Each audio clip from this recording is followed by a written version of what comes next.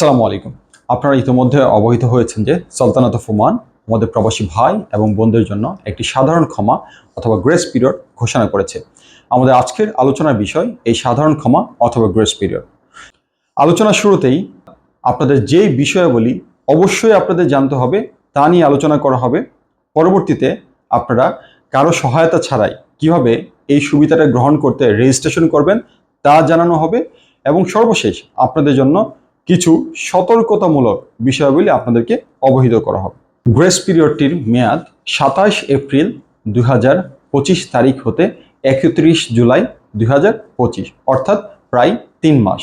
আমি আবার বলছি, গ্রেস পিরিয়ডের মেয়াদ ২৭ এপ্রিল ২০২৫ তারিখ হতে ৩১ জুলাই ২০২৫। এই সময়কালে আপনারা কোনো প্রকার জরিমানা ছাড়াই আপনাদের ওয়ার্ক ভিসা অথবা কাজের ভিসা এবং লেবার কার্ড নবায়ন করতে পারবেন।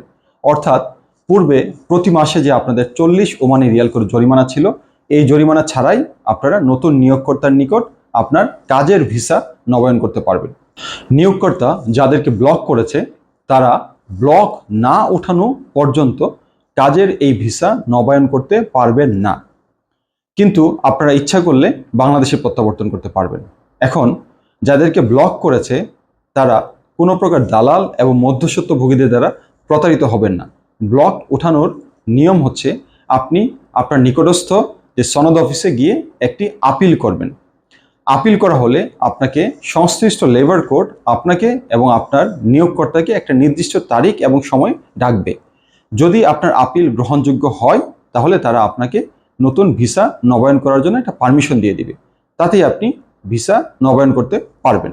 তাই এই যে প্রসেস, এই প্রসেসে আপনার কোনো প্রকার দালাল অথবা মধ্যস্বত্বভোগীর প্রয়োজন নেই। একই সাথে নিয়োগকর্তা যাদেরকে ক্যান্সেল করেছে কিন্তু আপনি বর্তমানে ওমানে অবস্থান করছেন, তারাও কিন্তু ভিসা নবায়ন করতে পারবেন না, কিন্তু আপনি বাংলাদেশে প্রত্যাবর্তন করতে পারবেন।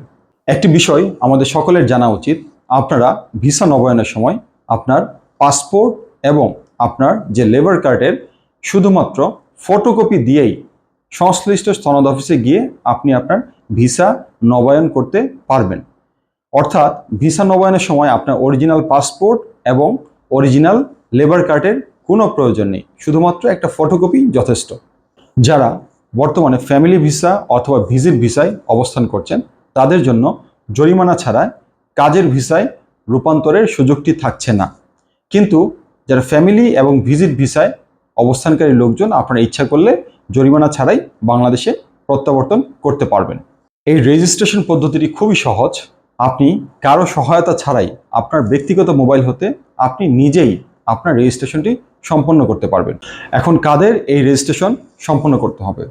প্রথমত, নিয়োগকর্তা যাদেরকে ব্লক অথবা ক্যান্সেল করেছেন এবং আপনি বর্তমানে বাংলাদেশে প্রত্যাবর্তন করতে চাচ্ছেন, তো বাংলাদেশের প্রত্যাবর্তনের পূর্বে আপনাকে অবশ্যই বর্তমানে রেজিস্ট্রেশন সম্পন্ন করতে হবে। যারা বর্তমানে ফ্যামিলি এবং ভিজিট ভিসায় ভিসা এক্সপায়ার্ড হিসাবে অবস্থান করছেন তাদেরও বাংলাদেশে প্রত্যাবর্তনের পূর্বে রেজিস্ট্রেশন সম্পন্ন করতে হবে। যারা কাজের ভিসা নবায়নের পরিকল্পনা করছেন তারা ভুলক্রমেও এই রেজিস্ট্রেশনটি করবেন না। আপনার রেজিস্ট্রেশন সম্পন্ন হলে আপনি আর কাজের ভিসায় পরিবর্তন অথবা নবায়ন করতে পারবেন না। যে ওয়েবসাইট হতে আপনার রেজিস্ট্রেশনটি সম্পন্ন করতে হবে সে ওয়েবসাইটের লিঙ্কটি আমি কমেন্ট বক্সে দিয়ে দিব। আপনি শুধুমাত্র 2 মিনিট সময় ব্যয় করে আপনার ব্যক্তিগত মোবাইল হতে আপনি খুব সহজেই কারো সহায়তা ছাড়াই আপনার রেজিস্ট্রেশনটি সম্পন্ন করতে পারবেন। আমাদের পরবর্তী ভিডিওতে এই রেজিস্ট্রেশনের প্রতিটা স্টেপ আমি আপনাদের দেখিয়ে দিব।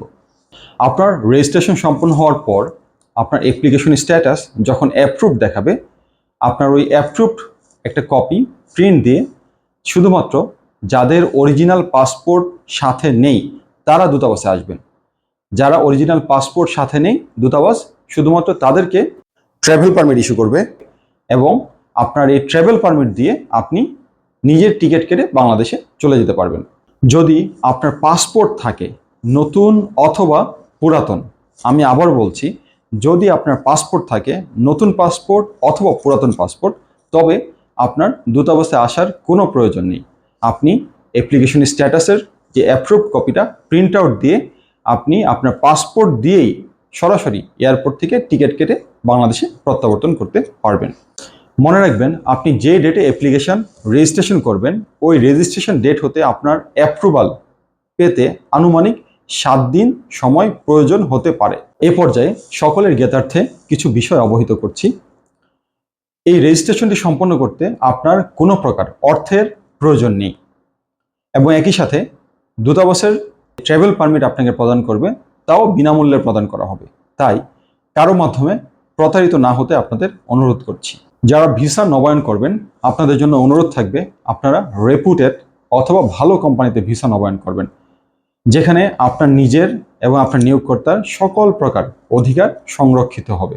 মাজুনিয়া, মেডিকেল, লেবার কার্ড নবায়ন, এই সকল কিছু মিলে একটা ভিসা নবায়নের সম্পূর্ণ ফি হচ্ছে আনুমানিক 310 ওমানি রিয়াল এবং ওমানের শ্রম আইন অনুযায়ী এই সকল খরচটি আপনার নিয়োগকর্তাই বহন করবে।